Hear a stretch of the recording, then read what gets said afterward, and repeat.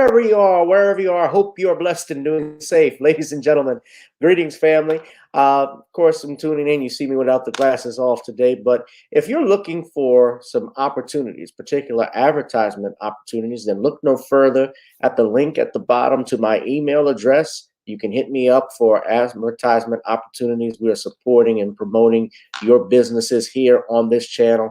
You can also, if you would like to donate and subscribe to our Patreon, a link is at the bottom as well.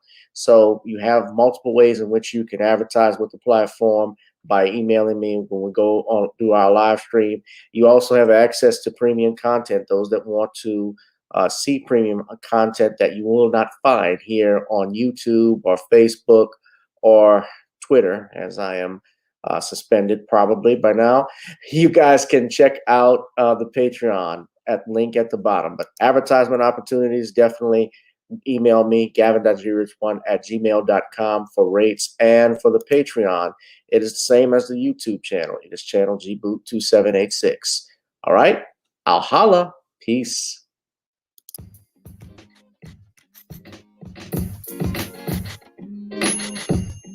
Hi, I'm attorney Gavin M. Richard.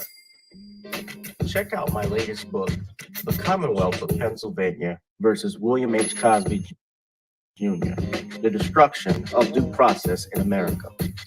For approximately 2 years now, I have gone on a painstaking quest to investigate the rise and fall of an American icon, Bill Cosby. In the mid-1980s, there was not a star that was higher than Cosby. Advertisements with Coca-Cola, Jell-O, Kodak, along with the #1 television show for 5 straight years in a row. On Thursday nights, it was must-see TV on NBC. Cosby resurrected the genre of the traditional family sitcom that was once thought dead by television critics. He did this as a Black American with an all-Black cast and showed mainstream network executives in white America that it was possible to be successful without showing the worst in people. He also demonstrated the power that television had, as it can make younger people dream to be the best that they can be. However, like many celebrity stars, unfortunately, they all come crashing down, sometimes by their own fault, others not so much. In this book, I attempted to highlight certain things. We go in depth into both of his trials in 2017 and 2018, respectively. What if I told you that these criminal trials were politically motivated by an overzealous district attorney? Will you also be shocked to learn the attacks on Mr. Cosby did not start in 2014, but also in the 90s, not long after his attempted quest to purchase a major network? From where did all these allegations of sexual misconduct come from? Were the accusers telling the truth? In the 2 years of research, with some help from others interested in learning the truth and facts about this case, we discussed both the legal reasons why his prosecution and trial were illegal, unwarranted, and also the possible personal motives as to why this may have occurred. Most importantly, we warn about the dangers of prejudice and why trial by social media, or mainstream media rather, should never be the norm. All this and more in The Commonwealth of Pennsylvania versus William H. Cosby Jr., The Destruction of Due Process in America.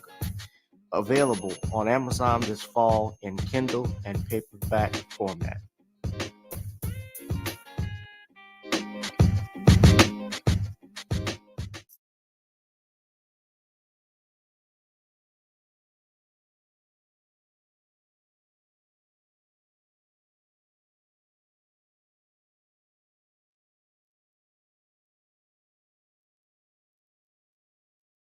I'm attorney Gavin Richard. I grew up here in New Orleans, so I know how important family, friends, and community are to us.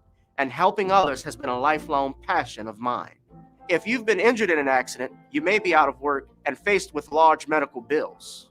You'll need someone to fight the insurance companies so that you can get on with your life. Give me a call at 504-799-2288, and I'll be with you all the way. The law offices of Gavin M. Richard, going the distance so that justice may be served. The place to be is right here with me, It is Random Topic Sundays on channel GBoot2786 and Gavin Richard on my backup YouTube channel. Whoever you are, wherever you are, I hope you are blessed and doing safe. Tonight, we discuss the following. Andrew Coffey IV acquitted on murder charges, but is it truly similar to the Rittenhouse verdict? Shelby County Commissioner called out for claiming Makita's Bakery is Black woman run only. And closing arguments set to begin for the McMichael Bryan trial in the murder of Ahmaud Arbery. All this and more on channel GBoot2786, ladies and gentlemen, whoever you are, wherever you are, I hope you are blessed and doing safe. Of course, we're going to be promoting some products. This is the holiday season, and nothing goes better on a turkey or even in some gumbo as we eat that too here in New Orleans. And then Nani's Creole seasoning blends.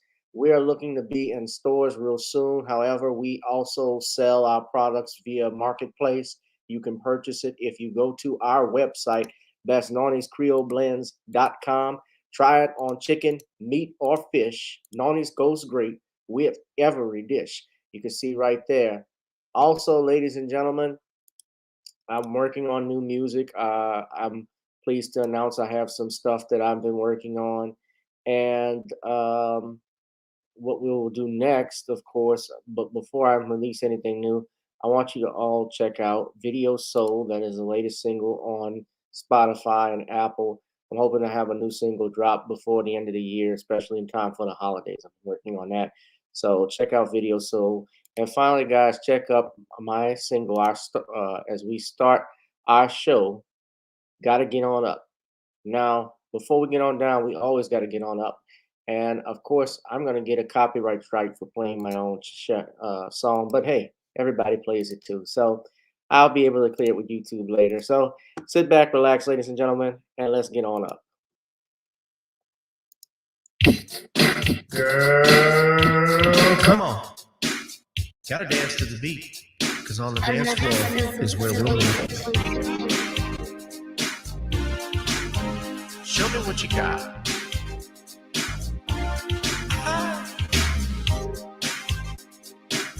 Gotta feel the groove. Feel the groove, get on the floor. Get on the. Right now the party's wasted. There's nothing much to do. But once the groove gets started, tell me, what do you have to lose? Just look into my eyes, girl, as we glide across the room. And what to my surprise now, the beat takes hold of you. Now if you're feeling like I'm feeling, so come on baby, let's start dealing. Time to get this party started. Ain't no time for the broken hearted. When the rhythm takes hold of you, there's only one thing left to do. Cause the beat is really moving. Time to get your body moving. Gotta get on up and move your body. Cause when the beat is really grooving, it's time to feel your body moving. Gotta get on up and shake something. Feel the groove, get on the floor. Get on the. Tell the DJ play the whispers. Rock steady in the mood. Put on earth, wind, and fire. Tonight we're gonna groove. Show me how you do the four corners. Electric slide or two. Hit the bus stop or do the bunny hop, baby. It's really up to you. Now if you're feeling like I'm feeling, so come on baby, let's start dealing. Time to get this party started. Ain't no time for the broken hearted. When the rhythm takes hold of you, there's only one thing left to do. Cause the beat is really moving. Time to get your body moving. Gotta get on up and move your body. Cause when the beat is really grooving, it's time to feel your body moving. Gotta get on up and shake something. Feel the groove, get on the floor. Get on the. Now, 2020 hasn't been the best year of all times. We've been dealing with death, the pandemic, racism, bad policing, and all the bad rhymes. But like Uncle Snoop once said, if you breathe, then you achieve. And so, if you're ready, I need you all to get on up. Are you ready? 1 and 2 and 3 and 4. Get your butt on the dance floor. 5 and 6 and 7, 8. This jam we appreciate. We're gonna slide and step on the beat. On the dance floor is where we'll be. Feel the groove, get on the floor. Get on up And move your body. Cause when the beat is really grooving, it's time to feel your body moving. Gotta get on up and shake something. Feel the groove, get on the floor. Get on up, Baby, yeah, gotta get on up. Come on, baby, gotta get on up. Baby. feel the groove, get on the floor.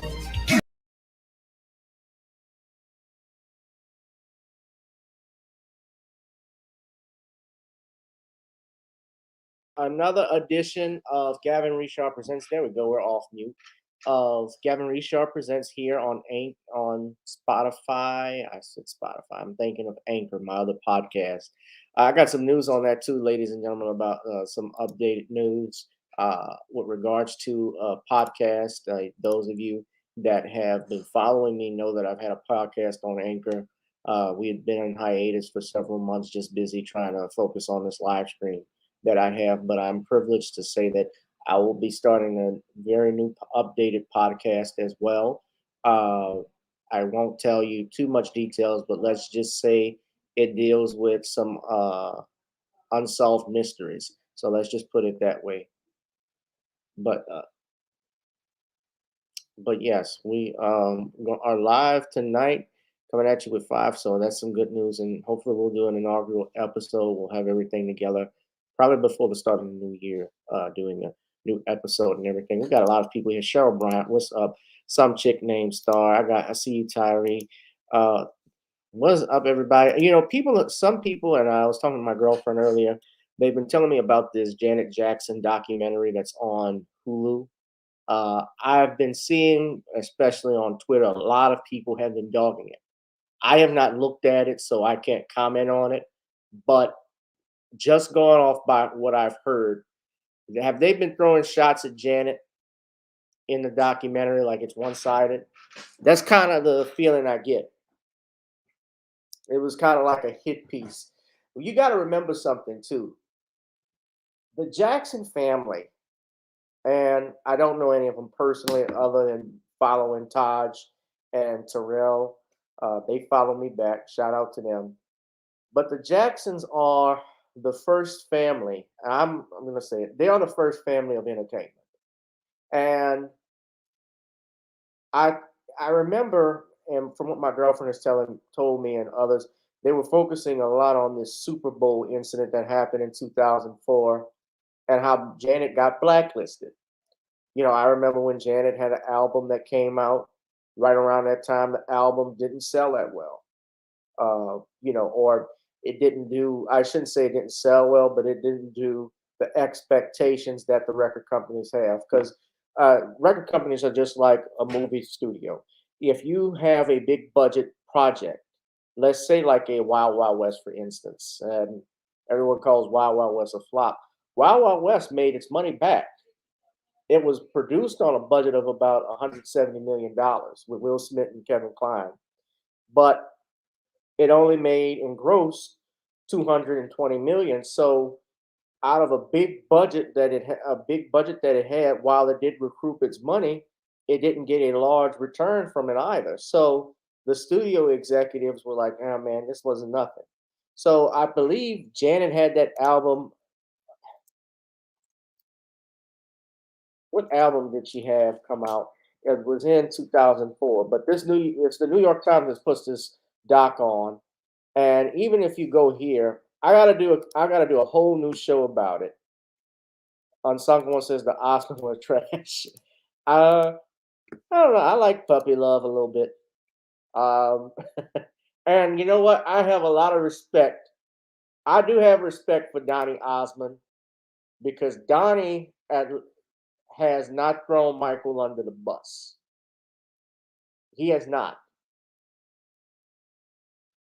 And yeah, and in 2004, so look at this. They're even trying to make it look like I remember last year everyone was coming for Justin Timberlake because I remember when Justin Timberlake threw Janet under the bus, and even David Letterman talked about it.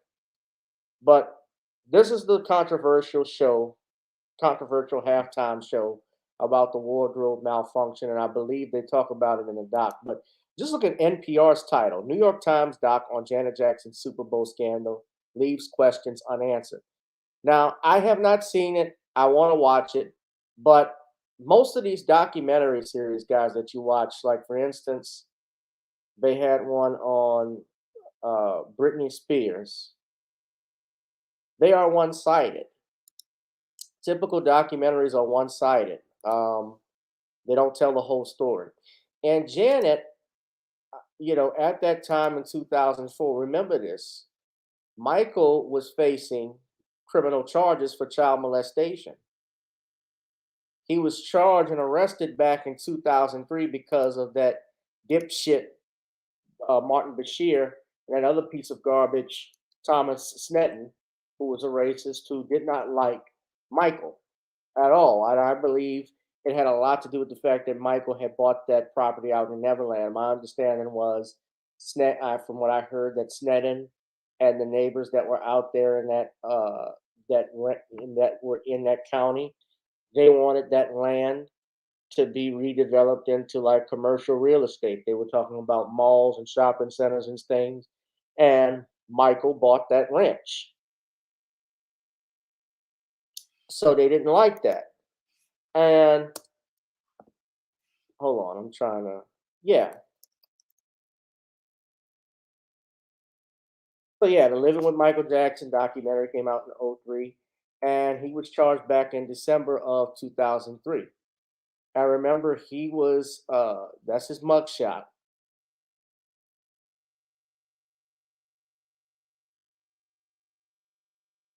And in 2004, so on December 18th, he was charged with 7 counts of child molestation and 2 counts of administering an intoxicant agent for the purposes of committing a felony. And he was indicted by the grand jury on all of these charges. Look at this: conspiracy involving child abduction, false imprisonment, and extortion. He pled not guilty on April 30th. He faced up to 18 years in prison if convicted at trial. Now, I've had, of course, Tom Messero on this channel, who's a good friend of mine before, and he even stated that there was a chance. He said if Michael had been convicted, he would not have survived prison. So, what they were doing, yeah, Darius, you're right. He wants to be Michael Jackson so bad, but he can't. And there's an interesting tie-in to this. You remember this guy here? Hold on. I want to get to our topics in a minute. But remember this fool. All right. All right, this sissy. They threw his case out, by the way. But this is the guy that accused Michael Jackson of molestation. Him and another dude, Safe Chuck, who did the Leaving Neverland. Now they're leaving empty-handed because their suit was dismissed. Their case was dismissed with prejudice. So they ruled that the Jackson companies didn't have a legal duty to protect ropes, and they were trying to get around that to sue the estate. But I bring him up for a reason. He was dating at the time Brandy Jackson, who was the daughter of Jackie Jackson.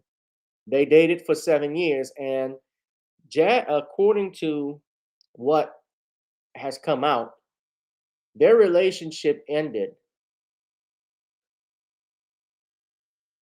when she cheated on her with Britney Spears during her 1999-2001 tour, which ended their relationship, and as well as the relationship between Spears and Justin Timberlake. Now, he also dated Prince's wife, Matei. Now, why I'm bringing all of this stuff up was that Robeson, according who's a songwriter as well. He wrote some songs or co-wrote a couple of songs with Justin Timberlake, including "Pop," "Gone," and "See Right Through You," which was on NSYNC's final album, "Celebrity." So Robson has made money with Justin Timberlake, and also while he was fucking over his girlfriend, Britney Spears. Oh, y'all couldn't even see what I was looking at. He wrote this song, and the song was initially meant to include Michael Jackson, called "Gone." Remember, they were all at the tribute, so that's Robeson here. This sissy leaving Neverland, and he's leaving empty hand. Yes, there's only one king of pop. Absolutely, there's only the greatest entertainer of all time, as Berry Gordy put it at his funeral. He called Michael Jackson the greatest entertainer that ever lived, and I second that. Of course, you could say Sammy Davis Jr. because Sammy paved the way for Sammy Davis Jr. and James Brown. They paved the way for Michael. Sammy, in particular, he broke a lot of barriers up in Las Vegas when they were dealing with racial segregation. When it came to that, he had to put up with a lot of crap. And Sammy was just very talented. He could play piano, he could play drums, he could dance, did everything. But Michael, he had something else. He was just something else. Anytime you can make people cry just by looking at them and get the crowd hyped up, that's something else, man. And nobody had that. But I want to see the documentary just so I can comment on it, and I'll probably do a video on my thoughts on it. I've seen Harvey has dropped a video on it. A couple other people have said stuff. I think Nicole has said something on Twitter, but Nicole's always going to say something in favor of the Jackson family because that's, Mike, Lord, when I was talking about who was a better songwriter between Prince and Michael, and I was on here with Sean and Harvey, Nicole was leaving a comment for me. Let's get something straight. She might be watching. Let's get something straight here. Quincy Jones didn't write all them songs. I was like, baby, I'm not saying he did, but Prince wrote all his songs. That's the point. Prince produced and wrote and played all the instruments on his song his debut album at the age of 20. That's unheard of. Nowadays they can do it, but a lot of those people, those big musicians and artists, they have producers. It's just like what brother the Black Authority said. He made a comment about was it Beyonce? And how Beyonce, he says she puts her name practically on every song. It's not because she writes all of them, although I think she has a hand in it, but I think she has a contract where she actually has to have her name, on those albums, on those tracks. Remember song like Crazy in Love, that's based off of a Shy Lights old song. The horns, the instrument, the melody, that's the Shy Lights. Yeah, made German men cry. Yeah, that was huge. That was huge. But let's go ahead. So I'm going to give my commentary on it. I'm going to take a look at it. But let's start, ladies and gentlemen, what I want to talk about today. Now, first and foremost, of course, we have closing arguments set for the McMichael and Bryan trial. On Friday, the judge in that case, Timothy Walmsley, heard arguments from both the defense and the state in regards to the jury instructions that they were looking to receive in the Arbery, in the McMichael Bryan trial. Notice I say McMichael Bryan trial in the description of the StreamYard link that you all saw here. Now, they have spoken, and again, the defense moved for another mistrial in this case. Now, I won't play the whole video for you all, but this is 19 minutes long. But that day, Michael Goff, who is the attorney for Roddy Bryan, moved for Judge Timothy Walmsley again to grant a mistrial. I believe in total, he has asked for about 7 mistrials in this case, based off the people that are in the gallery. Remember, he said he didn't want any more black pastors showing up. And on Thursday, you had the creme de la creme of black pastors that showed up on the steps of the Brunswick County Courthouse. And the judge has, of course, denied the attorney's request for a mistrial and admonished him for his comments about black pastors. So I'll play a little bit of this, ladies and gentlemen, so we can get to this. And I want to show you the Mr. Golph's response, which is about a motion today. 6 minutes. And of course, I'm going to go ahead and get to the state. Now, I don't know if you saw, I believe I played this for you, but this, yeah, I did show you how the black assistant district attorney, and Lisa Cabrera has a video on it. She made a remark in court that the court found inflammatory when she said, asked a witness, did you think, a defense witness, did you think that stealing warrants the death penalty? To which the entire defense team for the different defendants immediately objected and moved for a mistrial. So not literally. This is actually a different motion for mistrial. I wouldn't file the exact same thing. That would certainly try the court's patience. This is a legal theory not pursued in the Musladin case that has been previously referenced, although these two cases are cited. Well, let's go ahead and take it up then. Let's get back to the charge. We're just moving on. Then I said the motion for mistrial, which needs to be addressed on a timely basis. So this is the first time I become aware of it. I'll go ahead and see, Mr. Golph, what you have. Your Honor, we cited Moore v. Dempsey and Frank v. Mangrum. Their case is cited footnote in the Musladin case, but we're filing this motion for mistrial based on inherent prejudice in the proceedings of the case. I have recounted, incorporated in all the previous issues that have been brought to the court's attention. I have added information, I believe, since the last time we addressed the court on the related motion. And I have also added in a couple more articles relevant to this matter, and I have attached the photograph that I took yesterday. I think that's Exhibit 1 of what the demonstration looked like yesterday on the lunch break from the steps at the top of the foyer to this courtroom. And you can see, Your Honor, that not only are the individuals participating in this event well within the First Amendment perimeter that we had requested at the beginning of the trial, they're well within what I understood to be the court's parameters for that. You can see speakers. I can't identify them from behind and their views obstructed, but they are the speakers at yesterday's event who are apparently several well-known, nationally revered figures in our country, speaking literally at the front door, I would guess 5 to 8 feet, probably 7 to 8 feet beyond the front door to this courthouse. I see what looks like a microphone stand in between them.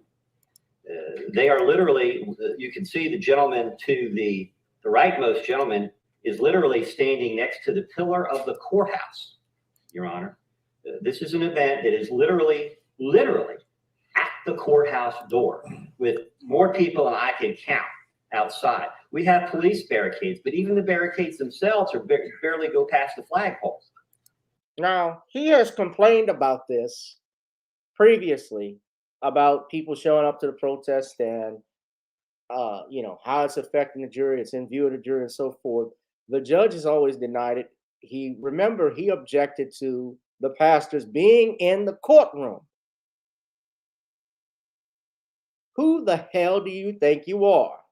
Now, as a lawyer myself, of course, you got to give you do have to give zealous representation of your client. You're doing what you can. But he made and took extreme bounds to that and went outside of bounds, I should say, when he mentioned race in this trial, which is what we know this whole thing is about. But he brought it up. Remember, because of the O.J. Simpson case, many courtrooms forbade, courthouses across the country forbade you bringing in the topic of race because it is a sensitive topic and they consider it inflammatory. But of course, we know from this, just being black in America, that had this been Ahmaud Arbery been a white boy, he would still be alive today because no one would have stopped him from running out on Brunswick, Georgia, like he was doing, even if he went to a construction site that was being rebuilt. Nothing he did was wrong. Now, I won't play the whole video. I want to get to the prosecutor's rebuttal, but I'm going to fast forward a little bit. The defense attorneys in this case also sided with him for a mistrial. Over the weekend, where they may have learned about this, got notified about this, and feel a certain way about it, by simply reminding them to talk with you, should they have seen, heard, or gotten some information. And at that time, if the court reports back, then we might have something to talk about. Yeah, on behalf of Ray McMichael, we take a similar position just expressed on behalf of Travis McMichael. Our position is that the First Amendment assembly of these people to say what they wish to say is nearly sacrosanct. We have no issue with it at all. Our concern, as just expressed by both counsel for Mr. Travis McMichael and Ron Bryan, is whether it is having any influence on our jury. And right now, I don't know if it has or hasn't. I take it that we're depending upon the jurors to self-report each day based on the court's instructions to them each evening. I hope that's sufficient. But if after the verdict comes in, if there is a verdict and we find out that jurors were exposed and didn't report it, it could create problems then on appeal from any conviction. But right now, we don't have any facts upon which to base the motion for mistrial based on jurors being influenced by the public, though it does concern us. So, all right, this part's boring. Let me get to the prosecutor. Hold on. Which we respect. Room is. I was aware that if those sounds could come into the Now- courthouse, that they'd be prohibited. Now, what they're talking about is the protesting outside, that it's affecting the jury. Now, I have no problem with that objection or making that for a mistrial. But he has made over 6 to 7 mistrial arguments in this matter. And my problem, of course, aside of the black pastors thing, is this. He kept asking for it over and over again. Now, you noticed what they're talking about here had that in the Bill Cosby case, and I got to bring this up, he did not have the luxury because all of those people who were protesting outside the courthouse, that woman who had her titties out, that jumped out in front of him, noticed that the judge did not take any position on that. He had no control of his courtroom, as Judge Joe Brown would say. That was a circus. Witnesses making outbursts outside the courthouse. Yeah, what's up, Jaleel? What's up, my man, Jaleel? Yeah, Beyonce doesn't write all her songs. Yeah, of course. But they put her name on it. It's just like what they did with Elvis. Elvis had a black songwriter named Otis Blackwell. Go look that up. Otis Blackwell did an interview with David Letterman talking about how he wrote all of Elvis's hit songs like All Shook Up, Fever, which is very popular, and Don't Be Cruel. And and he never met Elvis, actually. Never met Elvis. He had an opportunity to meet him once in a movie, but he didn't want to do it.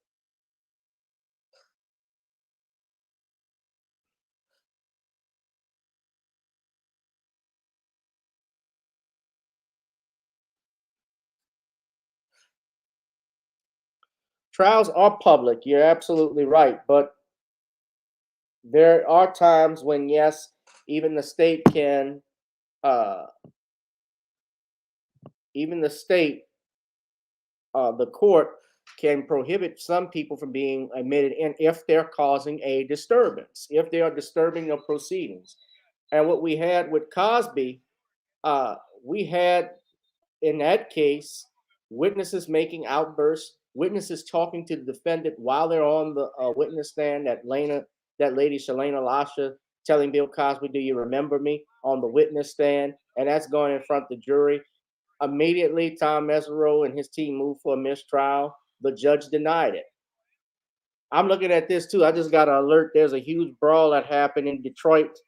Malice at the Palace too. Pistons big man Isaiah Stewart tries to take on the whole Lakers team after getting elbowed by LeBron.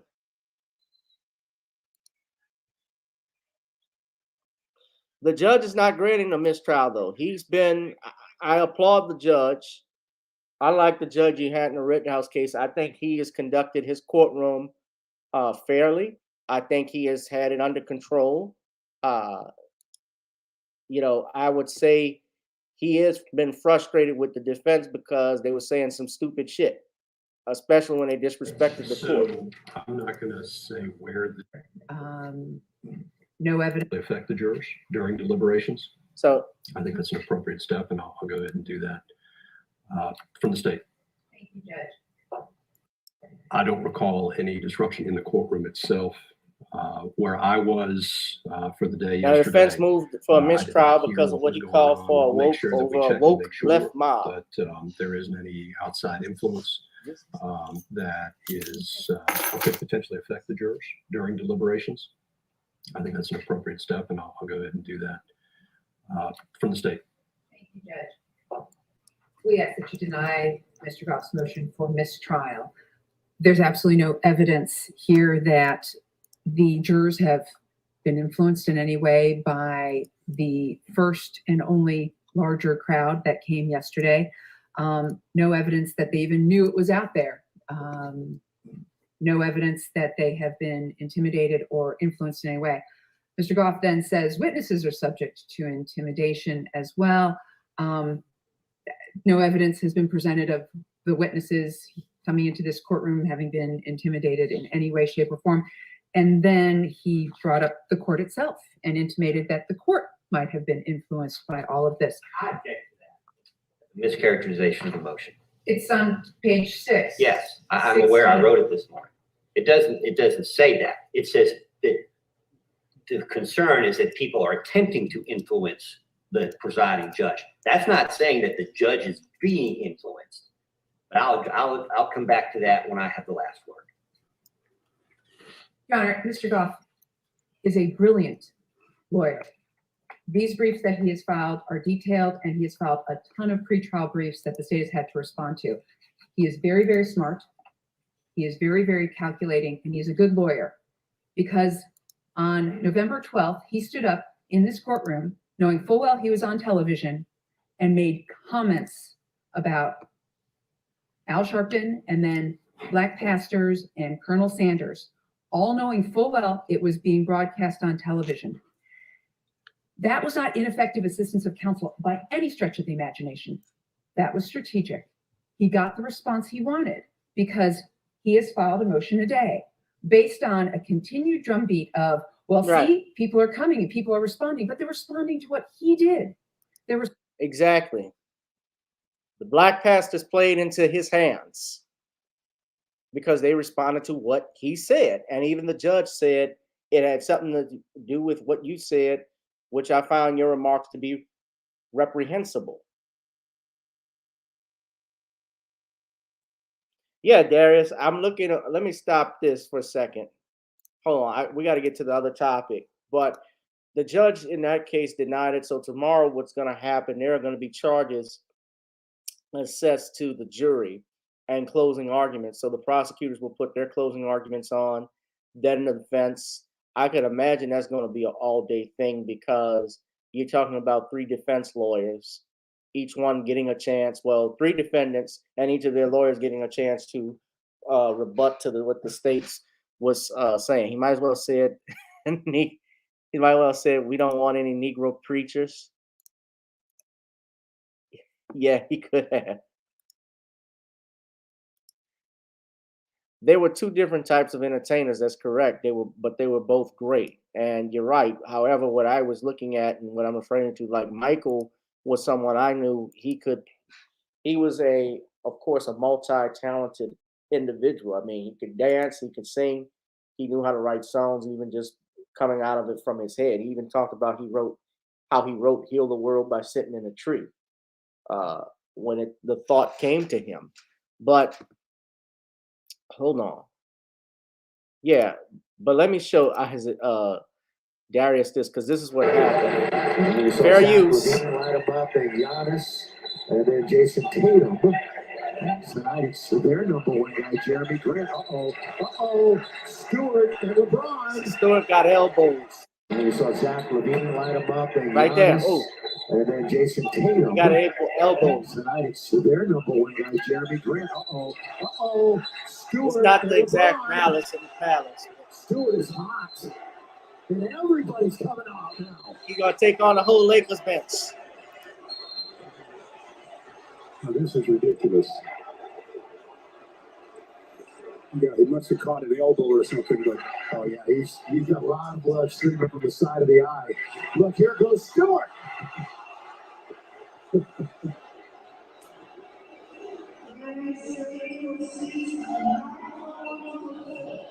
So don't go into the court. Oh yeah. Yeah, I think he's a little upset. You've got coaches, you got security guys.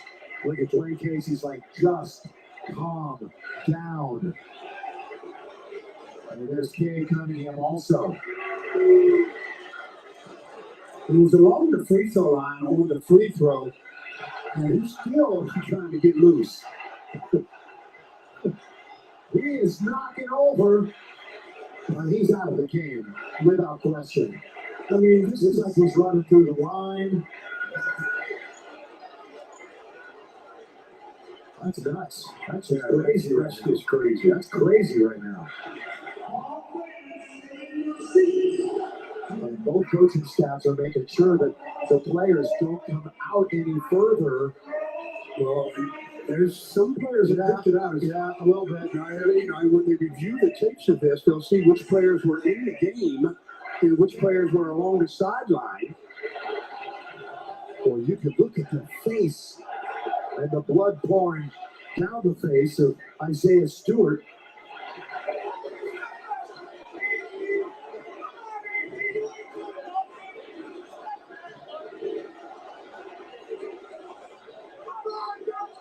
They're having a lot of trouble just trying to settle him down. I mean, his temper is just ridiculous.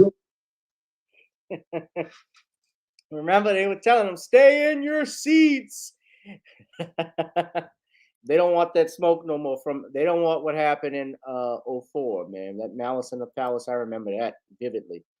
But anyway, guys, let's go ahead and move on to our next topic. But yeah, the McMichael Bryan trial is wrapping up, so we'll find out what happens later this week. Speaking of trials, this is my next topic. Have you heard of this? Andrew Coffey IV was acquitted on murder charges, but I wanted you to figure out if you find it similar to the Rittenhouse verdict. Now, this happened in Indian River County, which is in Georgia, if I'm not mistaken. Turner Coast man accused and charged with shooting a deputy. Okay, I didn't want the video to start yet, but I'm sorry. This is in Florida. I apologize. I thought it was in Georgia. Florida. Vero Beach, Florida. Andrew Coffey was found not guilty on all counts of murder and attempted first-degree murder Friday. Coffey is accused of firing at Indian River County Sheriff's deputies during an early morning drug raid at his home back in 2017. His girlfriend, Alteria Woods, was caught in the crossfire, shot 10 times, and later died. Coffey was charged with the death of Miss Woods after a grand jury exonerated 2 law enforcement officers for her death. Before the case went to the jury's hand, Coffey took to the stand to defend himself, blaming deputies for his girlfriend's death. The defense said Coffey was asleep and thought the flashbang was gunfire, so he fired his gun because he thought that he was under attack. I was trying to protect me and Alteria, and I thought I was doing that. But I feel I didn't protect her. I can't sleep with that. They killed her, Coffey said. During an early now we morning go drug to raid. WPBF for the news, ladies and gentlemen.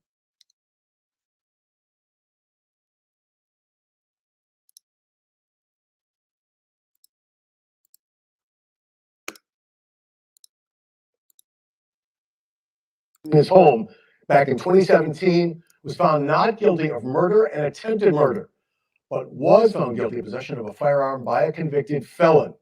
After a trial spanning multiple weeks, the jury reached their verdicts this afternoon in the trial of Andrew Coffey IV. Our Steve King joins us from Indian River County with reaction from both sides. Andrew Coffey's family and friends looked relieved when they found out he was not going to be spending the rest of his life in prison, but they looked shocked when they found out he could serve up to 30 years in prison after being convicted of possession of a firearm by a felon. We, the jury, find Andrew Jeff Coffey IV as to count 4, attempted first-degree murder of a law enforcement officer, Pat White, not guilty. Coffey was also found not guilty of killing his girlfriend, Alteria Woods, who was killed in the crossfire after police say Coffey shot at Indian River County Sheriff's deputies during an early morning drug raid in 2017. Coffey's defense attorneys reacting to the verdict. I'm exceptionally happy with the jury's verdict, and they applied the law properly, and they came back with verdicts that were just, that he was in a self-defense mode, that he was protecting himself, and that he did not know that these were officers outside. So I think he's vindicated from that standpoint. No matter what, he's never going to recover his girlfriend. And that's an emotional punishment that he will suffer the rest of his life. Now, let me pause that for a minute. I want to just show you something because this is the stuff I was talking about. This has nothing to do with the Three Stooges videotaping a home murder, so they need to get over it. Larry Curly, Moe, and Shemp can sit down somewhere. Oh, you're talking about the Arbery case. Now, let me just stop. And let me just tell you the stuff before I replay the video, because there's a reason why I'm stopping it. This is just something that I have seen circle around. I don't know this individual, but they say here, both of these boys were charged with murder, both claimed self-defense, and both were found not guilty today. So they said Kyle Rittenhouse and Andrew Coffey IV were both found not guilty of murder yesterday. Social media was in a frenzy behind Kyle, but very few posts were floating around about Andrew. Why is that? I mean, would think a black man beating a murder charge would be something like a big deal, right? How do y'all have all that energy for Kyle, but so little for Andrew? Must be liberal logic. Not being upset about both. Then again, it doesn't support the BLM's fake narrative. Well, while I'm not a supporter of Black Lives Matter, I've talked about them in the organization. This is comparing a chicken McNugget to a Big Mac, and let me replay the video. All right. Now, I still believe, and you guys, I speak as a lawyer. It is not me saying I like Kyle Rittenhouse or his politics or anything like that. By letter of the law in Wisconsin, every state has a difference in what is called justifiable homicide, and I laid that out for you. And essentially, and I didn't do this the last time, and I meant to, I wanted to show you Louisiana's justifiable homicide statute. And it is a little bit much different than Wisconsin was a little bit more broad, whereas ours is a little bit more direct with it. We do have a stand your ground defense, but a homicide, it is similar in some cases, but a homicide is justifiable when committed in self-defense by one who reasonably believes that he is in imminent danger of losing his life or receiving great bodily harm, and that the killing is necessary to save himself from that danger. That is I know this is from the 2011 Louisiana law, but it is still the same. Of course, we also have a stand your ground statute that is within it. So you see there are different paragraphs and different sections of when and where you can commit a justifiable homicide. It could be in your house dwelling, it could be in your car, a place of business, or motor vehicle, if you reasonably believe, and that's the key, that deadly force is necessary to prevent, for instance, this is in a dwelling, the entry or to compel the intruder to leave the premises or motor vehicle. So someone that wrongfully enters into your car, your motor vehicle, especially in your presence, you don't have a right to flee. You don't have a duty to retreat in that. In Louisiana, and let me be clear, just because I'm giving these comments, that doesn't create an attorney-client relationship. I gotta say that for disclaimer purposes. But that's essentially the justifiable homicide. Wisconsin has something similar, and it's like that across the nation. And in self-defense, you don't have a duty to retreat here in Louisiana. And I believe Wisconsin still also has a no duty to retreat clause in it as well. Whereas in different cities or states, I believe New York, you have to retreat, if I'm not mistaken. The most liberal states say, well, you got to retreat first before you do anything. You typically see that. That's not the case here in the state of Louisiana. If you believe somebody, if you're even walking and someone is approaching you and they're trying to do harm and you believe you're going to receive great bodily harm or loss of life, you can use deadly force. Now, let me go back and show you why this is comparing apples to oranges. Now, yes, they were both acquitted. I agree with that. Yes, it was a not guilty, but we also got to remember Rittenhouse was out in public with the AR-15 that someone had bought for him. Now, he was acquitted on that charge. The judge dismissed it. And so by law, his presumption of innocence remains intact, although, yes, we know there was evidence that the judge did not admit into the courtroom. So let me finish playing the video. The sheriff says in part, quote, "It's disappointing that this jury did not see that the tragic death of Alteria Woods occurred as a direct result of the actions of Andrew Coffey IV. Our hearts go out to the Woods family as they still suffer from a loss of their daughter, but we stand by our statement that she would still be here had Coffey simply complied with law enforcement." Guilty of possession of a firearm by a convicted felon as charged in the indictment. But Coffey could serve up to 30 years for possession of a firearm by a convicted felon. Coffey's sentencing is set for January. Reporting in Vero Beach, Steve King, WPBF 25 News. Okay, so you saw the difference right there. He's still going to jail. And the prosecutors have asked, I saw this recently, they have asked for the full 30 years for possession of a firearm by a convicted felon. So the situations are not the same. If anything, this reminds me more of the Breonna Taylor incident.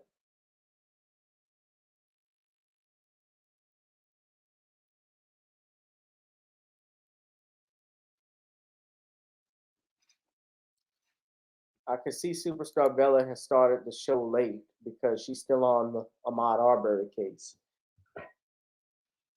By the way, Darius, they just ejected LeBron from the game as a result of that.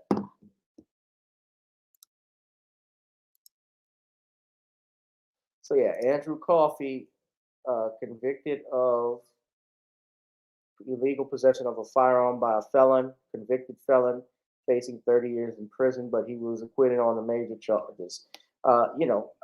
Certainly, when we look at what happened in the Breonna Taylor case, where her boyfriend, her new boyfriend at the time, had a firearm, and he claimed he did not hear the police officers.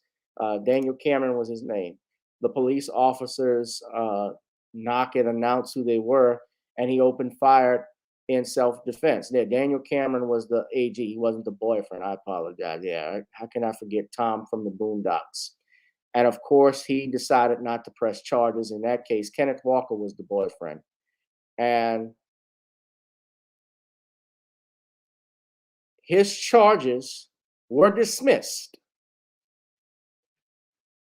His charges were he was initially charged with first-degree assault and attempted murder of a police officer. And the Louisville Metro Police Department said that they had announced themselves before entering the house and were immediately hit with gunfire. However, Judge Alu Stevens released Walker from incarceration on May 22nd, and then the Commonwealth's attorney moved to dismiss all charges against Walker in late May, but that meant that the case could be presented to a grand jury again once the results of the FBI's and the Kentucky AG's office investigations had been reviewed.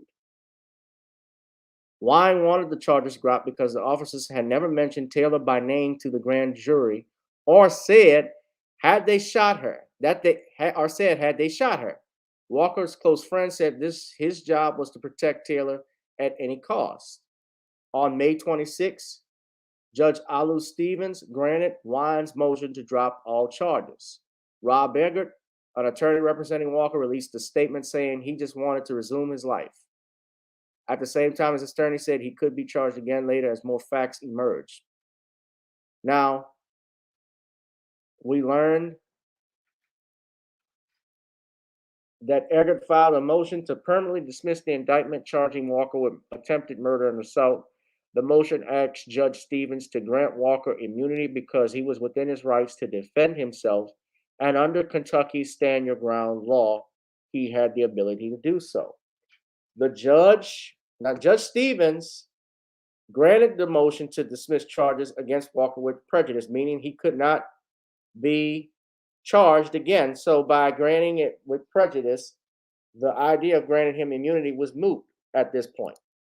So that's a judge you want.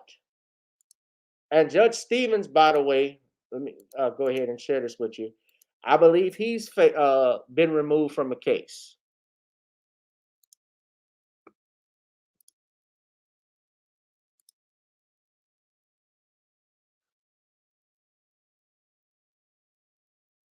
Well, the thing is that,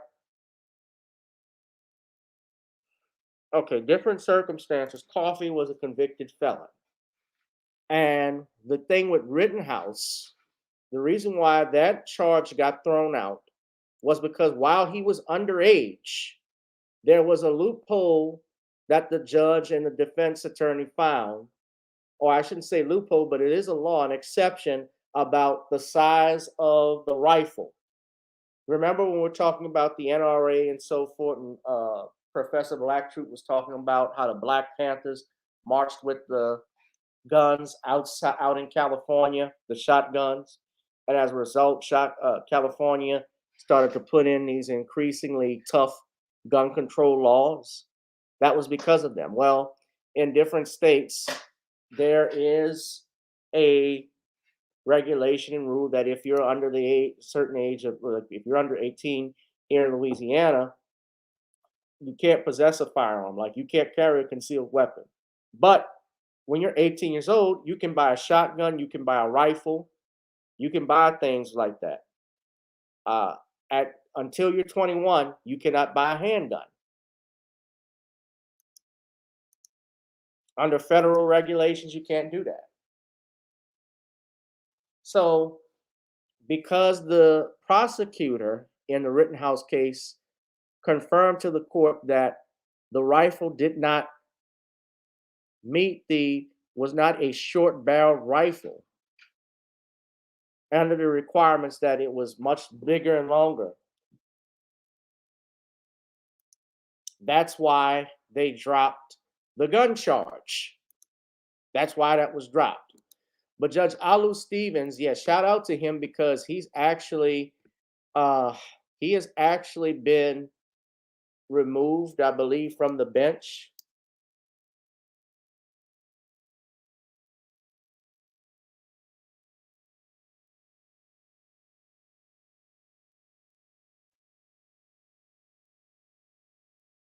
I believe that happened. I remember in 2016, he was removed because he complained of racial prejudice with the jury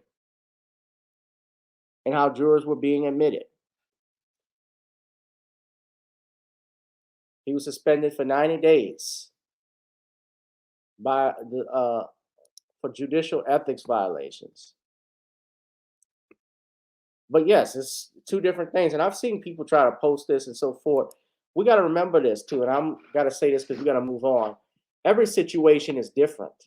Yes, it is. And yes, he had a self-defense claim, but the difference is still he's going to jail. Kyle is free.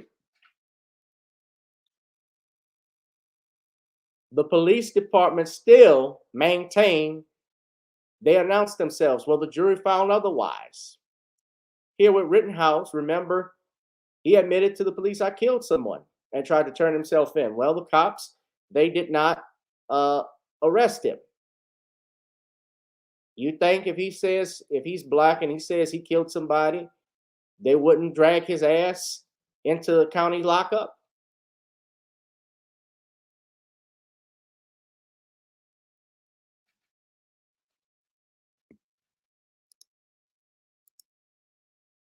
Think of that. Now, everybody knows this is our next topic. Hit that like, share, and subscribe button too, guys. Smash up the likes. Also, please, ladies and gentlemen, donate to the channel. I can't urge that enough. We got the Cash App at the bottom, Gavin Richard Esquire, Google Pay, and PayPal. I need you to please donate to those. And we also have the Zelle. Hit that like, share, and subscribe button.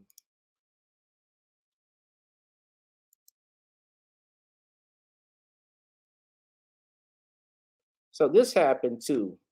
As most people know, Young Dolph, the rapper, 36-year-old rapper that was killed outside of Makita's Bakery out in Memphis, Tennessee. Young Dolph, they have started fundraisers for Makita's Bakery because they were forced to close down as a result of the shooting. Now, I'm talking about that here. So I just want to play this video. So they have started a fundraiser for on a GoFundMe page, I should say.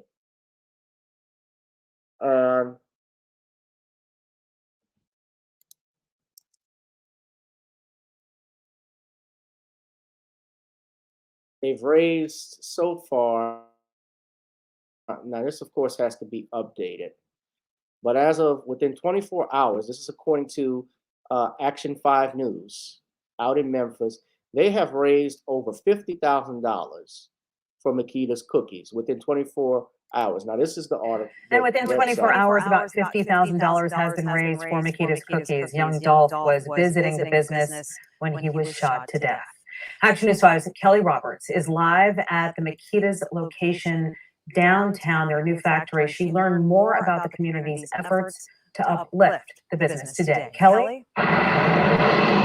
Good evening, Kanji. This Makita's location on Jefferson Avenue just opened. It is open right now for operations, but that popular location off Airways closed tonight as it was heavily damaged in that shooting on Wednesday. Now, Young Dolph fans across the world are giving to this business, and they're also getting a shout out from some of Young Dolph's loved ones. Now, the owners here didn't just look at Young Dolph as a loyal customer, but also like a son.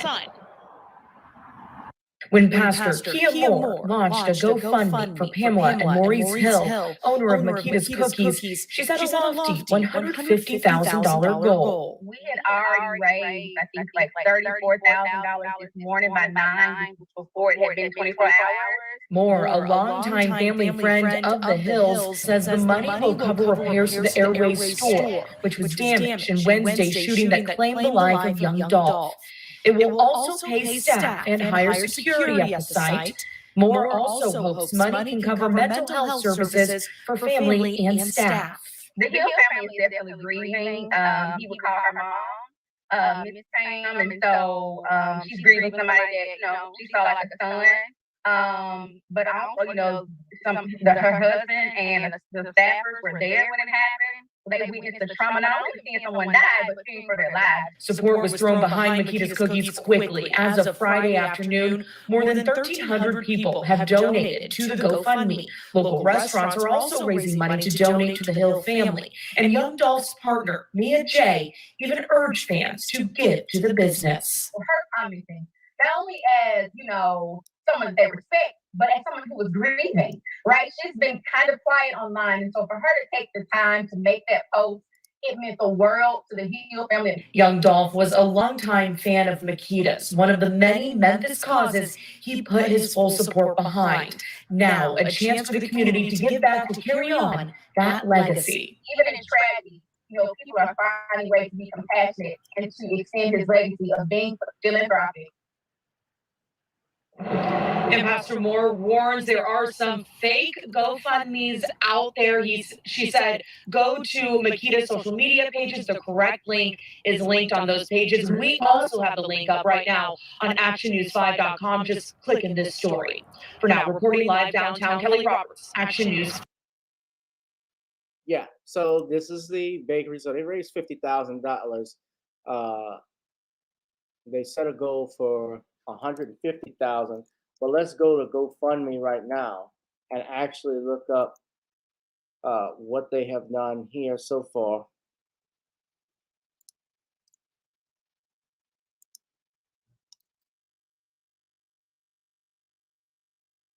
This was Kia Moore and Maurice Hill. Now they've raised $82,323 as of today. Over 565 people have donated. Now I'm gonna actually donate and put some money to them as well, because this is a Black-owned restaurant, bakery. The Hill family created this. Now,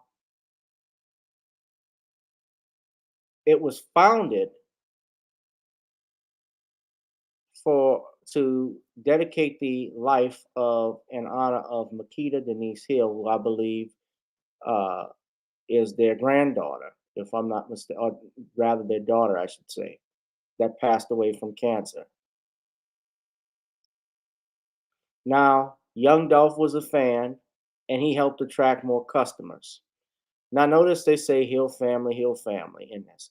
Now, there is a reason I put that there. Okay, so let me stop sharing. And let me tell you why I'm commenting on this. So that's Pamela. That was Pamela and Maurice Hill, who owns that bakery. Now, I want to show you something, because there has been an attack on Black men and Black masculinity, we know as of late, but in particular from what we see here.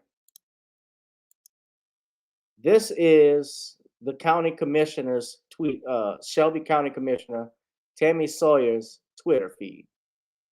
Now, she posted this article, this tweet, and wrote the following. Makita's Cookies is a Black and woman-owned business. They are boarded up and closed due to the shooting of Young Dolph at their store.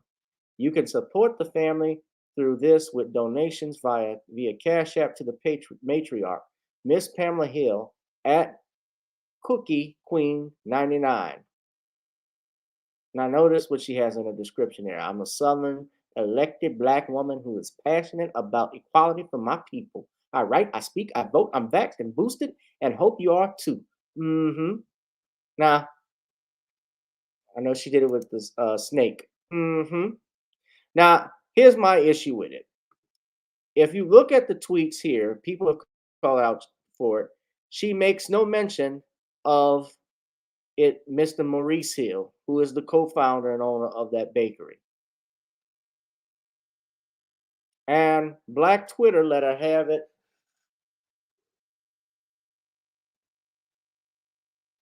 And of course, some people said she, we had some people, one person defending her, and Miss Snack, shout out to her because I know her she's real cool people. She went out of her way to word it that way. She said, let me just come in here and see how many people are going out of their way to argue over wording in spite of support being directed.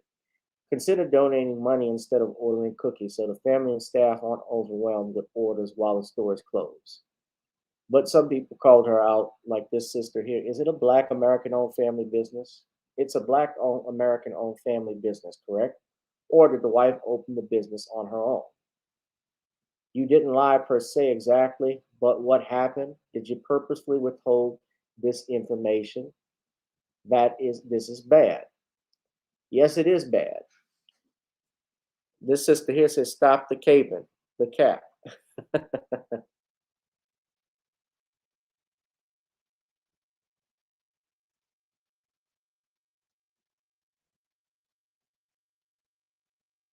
You see his crown. That's why they left him out. Blessings to them. Yes.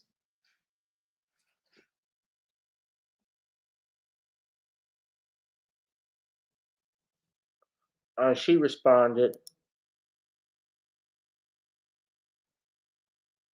and people still saying, "Why are you referring to this as black and woman owned, like her husband isn't also an owner? Deceptive and misleading." Shaking my damn head.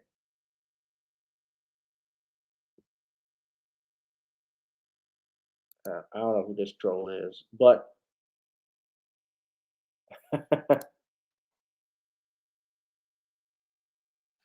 but you see, okay. So you see the point with all this. Now that's the Shelby County Commissioner Tammy Sawyer that said that, and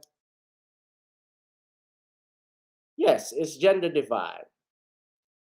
It's gender divide indeed. Why did you leave out the father and patriarch? You notice she said, use the words matriarch. Give to the matriarch, Pamela Hill.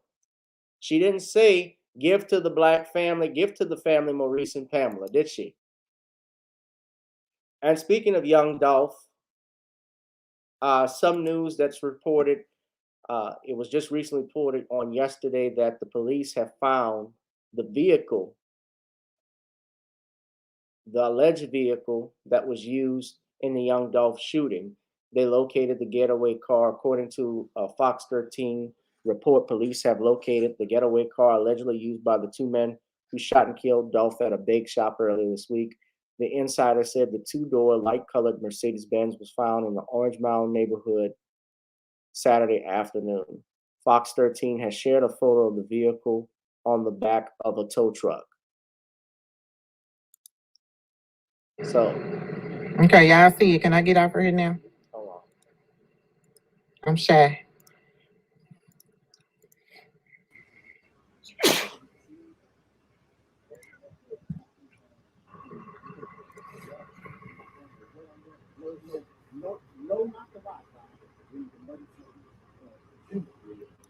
So that's the vehicle allegedly used in the shooting.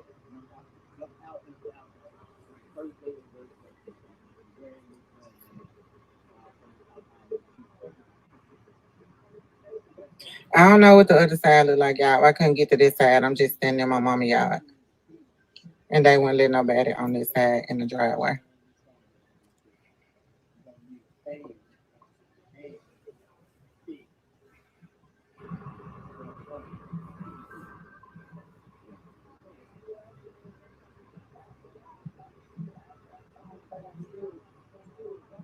Right, Dynasty, buy some candy apples. Somebody did just inbox me talking about how much candy apples cost. All right, baby. Give us some of that candy while you're at it. So, yeah, but I wanted to share that with you. But the attack on black men, guys, that we are seeing. Let me just give you another example. Earlier this week, of course, they announced that King Richard movie, that movie with Will Smith, where he plays Richard Williams, the father and patriarch of the Williams family, father to Serena and Venus Williams. He was actually, they've criticized the movie for being sexist. And I hate to use TMZ as an example, the moist zone, as I call them. But TMZ, I'm not gonna give them credit where it's due, but I am gonna. Well, you know what? I'm glad they did this article and pointed this out. So it's getting blasted for being sexist, even though Venus and Serena are literally the ones behind King Richard. They are the executive producers of the movie. Now, of course, my drawback, I haven't seen the movie. I'm gonna do a I would say a movie review on King Richard. It's like 2 hours and 20 minutes long. But Richard Williams is from Shreveport, Louisiana, by the way. And my only takeaway is Will Smith doesn't look a damn thing like King Richard, Richard Williams. But you go with the top movie star. Obviously, even Forrest Whitaker don't look like him, but they didn't want to go with Forrest Whitaker. So this Dr. Jessica Taylor wrote this tweet. She said, she asked, did they seriously make a film called King Richard about the success of Serena and Venus Williams, but it's about their dad, Richard? And people were not, thank God, people were not having it. One person responded, Venus and Serena wanted it that way. They are literally the executive producers of the movie. Please sit down somewhere. Unclear if this message got through to the good doctor, because she followed up with yet another equally tone-deaf remark saying, I get this has annoyed people, but I genuinely didn't expect a film about two of the most powerful, successful, and amazing Black female athletes to be named after a man or center a man. I would have loved this film to be all about them and not a man. That's it, really. No, bitch. That isn't really. You just don't like Black men. You coming up here trying to disrespect. See, I have no filter on this one. You are trying to disrespect a man who, if it were not for him, the Venus and Serena would not be where they are today. That's the point of the movie. That's the purpose of the movie. It is to highlight, it is not about Venus and Serena. It is about their father. It is a tribute to the man that gave them, not only gave them life, but gave them a life. He pointed them in the right direction to go. And he was not even a tennis player himself. He knew nothing about the game until later in life, and had his daughters working day and night, practicing with them every day in Compton, California. Let's not forget also, look at Joe Jackson. We could say the same about Eldrick Woods, Colonel Eldrick Woods, the father of Tiger Woods. Joe Jackson, of course, was the father of Michael Jackson. Even LeVar Ball, to a degree. All of these Black people, I know the Lord is working on Tiger Woods, but all of these Black people who are successful in life, you look at them, you look at Joe Jackson, and Joe gets criticized in the media, but you know what? Even Michael has stated himself that he was a genius. His father was a genius. He was even called, Joe Jackson, the greatest manager of all time. And I think so, because if his son is the greatest entertainer of all time, and his daughter is considered one of the greatest female acts of all time, and his other sons are all in the Rock and Roll Hall of Fame, then that says something about Joe Jackson. If I call the Jackson family the first family of entertainment, look at his nephew, look at his grandsons. Everybody in that family has a career because of that name. He built a legacy for his kids, coming from abject poverty in Arkansas, dealing with Jim Crow. Same thing with Eldrick Woods, a career military man, taking his son to the golf course and golfing with Bob Hope and Merv Griffin, being on the Mike Douglas show, golfing with Bob Hope, beating some of these white boys, so bad they couldn't believe that this 5-year-old was that good. That's what Eldrick Woods did. LeVar Ball creating Big Baller Brand. He wanted something for himself, for his kids. Now, whether you say they're successful or not, as big as what we thought they would be, like LeBron and so forth, well, how do we measure success? Because they all have careers, they have jobs, they have their own brand, they have their own shoe company, Big Baller Brand. Now, some people are upset saying, well, I can't afford all that. Well, hell, we got people that buy $1,000 Gucci bags. What's the issue with that? He took pride in his sons. Yes, he was a proud father. His kids made it in the NBA. I consider that successful. So we have to stand up to these feminists and these Nazis out here and not allow ourselves to be disrespected in any way. Venus and Serena are giving a tribute to their dad. And they're doing it the best way they can by producing a movie. They have the money, the means. If I'm not mistaken, Venus and Serena are minority owners in the Miami Dolphins. Doesn't mean that they control everything in the operations, but they get a percentage, obviously, of everything that the Dolphins do. So they're set for life. So they want to give a tribute to their dad while he's still here on earth to know how much they love him. That's the purpose of the film. If there's a movie on Venus and Serena, they'll make one. It's just like what Lucille Ball's daughter, Lucy Arnaz, just said. She enjoyed the movie that they did about her parents being the Ricardos, although the movie doesn't go into a biography of Lucy. She said that's not what it was about. She said, I understand people want to see that, but there'll be documentaries on it. I mean, there've been documentaries and movies on Lucille Ball before. But she enjoyed the film.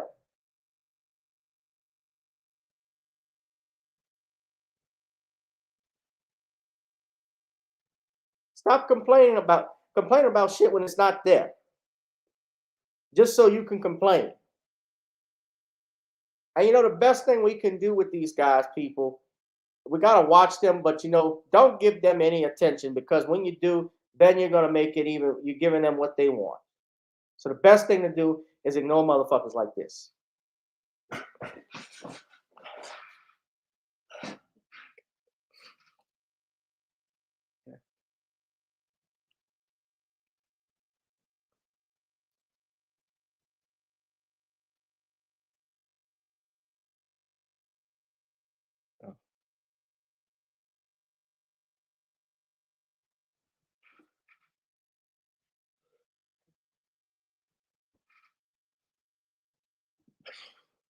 You're absolutely right, Darius. Black heterosexual masculinity is the most hated and feared masculinity on this planet. Absolutely. It's the also, but you know, there's something else to that, Darius. It's the most desired. That's the key. There's a reason why you see all of our hip hop songs and albums and stuff being played in movies, black artists that are being played. They love the culture, but they don't love the person.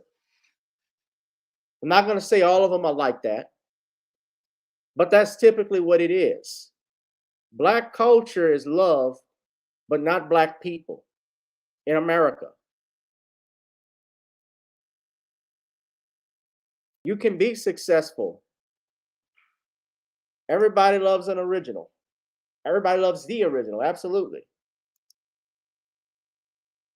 Like they used to call Coca-Cola, nothing beats the real thing.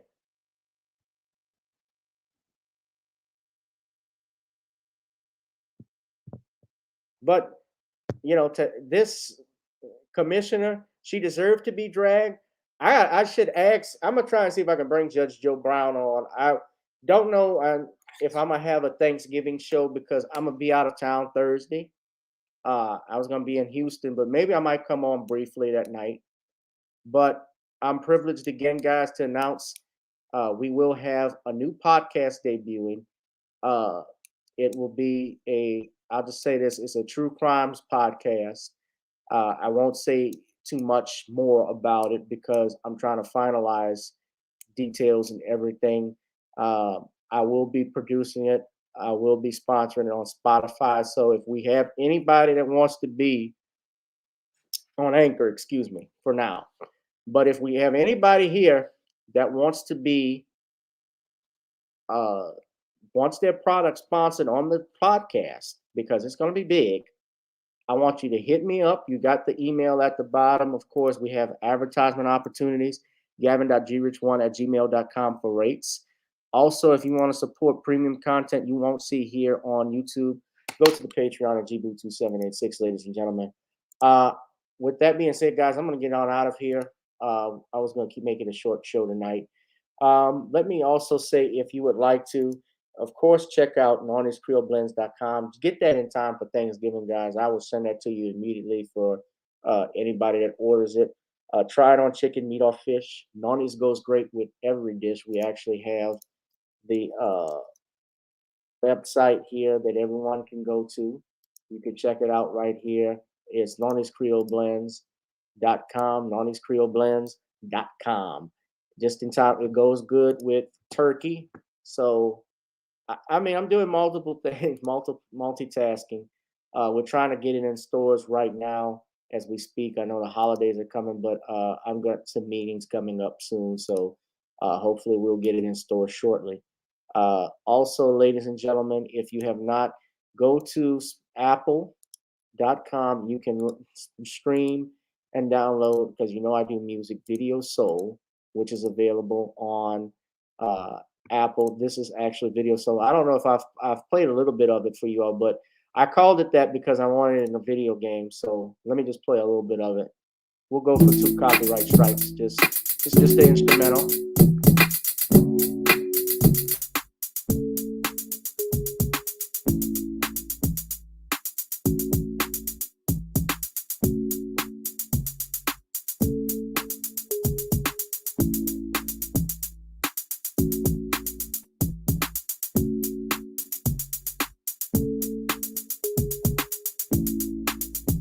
That's actually on Apple. It's on Spotify and Amazon. You can stream and download this.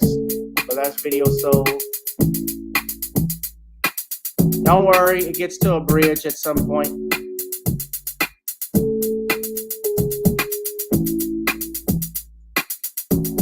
Yeah. And of course, my single and our theme song is Gotta Get On Up.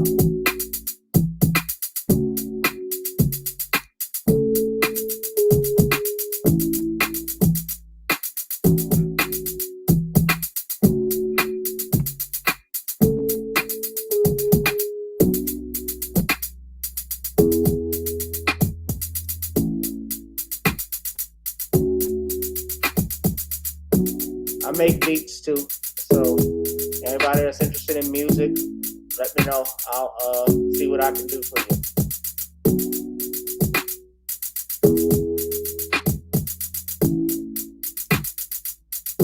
All right. I gotta make more beats. I'm actually just writing songs right now as we speak. So I have that, and of course we got to get on up, ladies and gentlemen. That is our theme song for the show. So you all can please purchase, download, stream on Spotify and Apple. Got to get on up. I'd appreciate it. This is our theme song. Of course, we've gotten on down. So now it's time to get on up. I will have a show on. Yes, I wear many hats, Darius. And that's the key in life, man. Especially now, you got to have multiple streams in order to make it in this world. Something that I've learned. You want to try and make it in this world, be a successful businessman, you got to do multiple things, not just limit yourself to one thing. But you guys, please check out the live stream on Tuesday. We will be back. I can't wait to see you. So you all have a good night. And I will see you all in the next one. But now let us get on up. I'll holla. Peace. Girl, come on. Gotta dance to the beat. Happy Thanksgiving. Happy holidays. Show me what you got. Donate to the Cash App.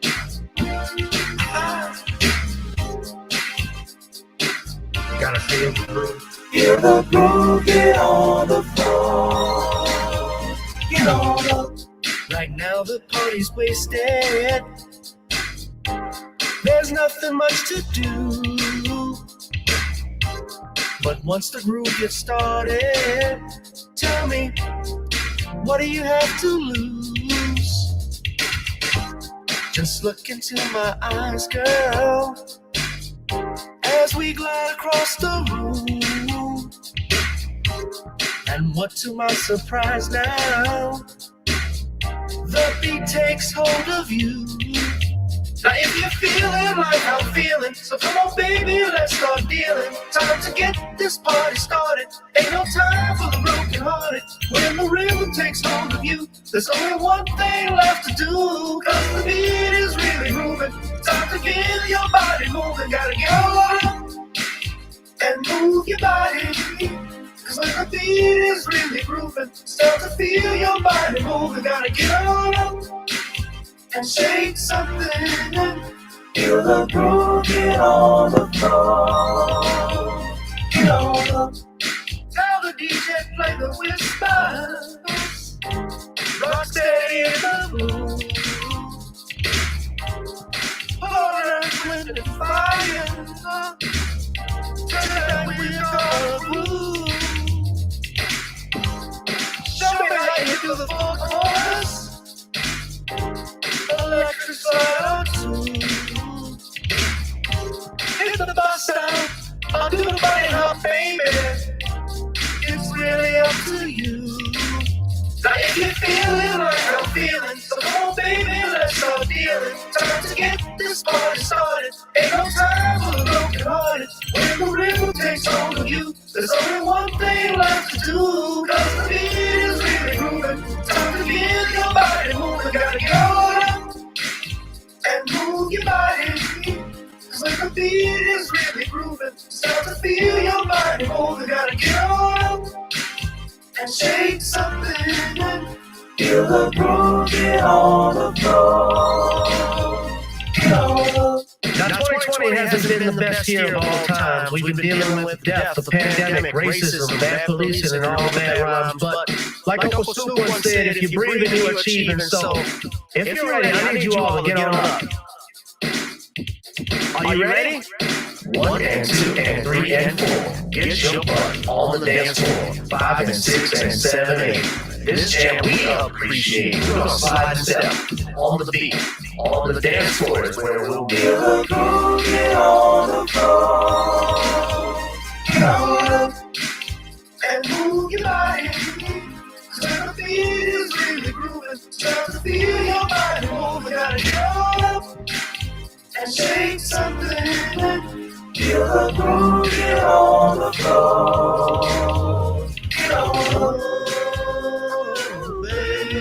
Yeah, gotta get on up. Come on, baby, gotta get on up, baby. Feel the groove, get on the floor. Get on up.